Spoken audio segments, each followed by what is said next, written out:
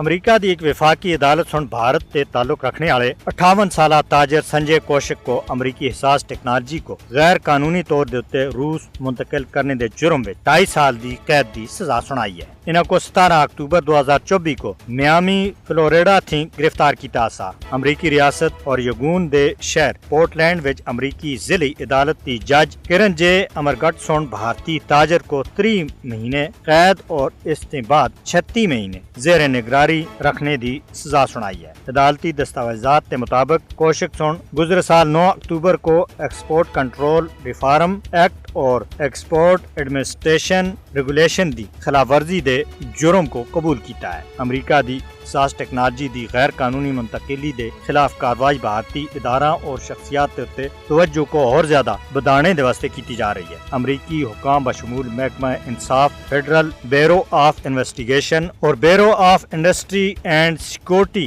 ان networks دے تے نگرانی وچ شدت آن رہے ہیں، جڑا خاص طور دے بھارت کے اداروں دے متعلق ہیں اور امریکہ دے زیر کنٹرول ٹیکنالوجیز کو خاص طور دے فوجی استعمال دی چیزاں دی روس اور چین سمیت پابندی والے ملکوں کو برآمد وچ سہولت دیندے ہیں۔ امریکی حکام دے مطابق یہ اقدامات قومی سلامتی، یوکرین وچ روس دی جنگ دے تناظر وچ پابندیاں دے نفاذ اور جدید دفاعی و ایوییشن ٹیکنالوجیز دے تحفظ دے واسطے کیتے جا رہے ہیں۔ ماہرین دے مطابق سنجے کوشک دا کیس ان کافی سارے پروفائل واقعات دی کڑی ہے جنہاں وچ بھارت نے وابستہ لوکاں دے تے امریکی دفاعی، تکنیکی اور معاشی رازاں دے غلط استعمال یا غیر قانونی منتقلی دے الزامات ثابت ہوئے ہیں۔ ان واقعات سن امریکہ اور یورپی یونین وچ اس تشویش کو اور زیادہ بڑھا کے ہے کہ بھارت احساس استعمال دی ٹیکنالوجیز دی غیر قانونی دوبارہ برآمد دے واسطے ایک ٹرانسٹ ہب دے طور دے اتے استعمال ہو رہا ہے۔ مبصرین دا آخنا ہے کہ امریکہ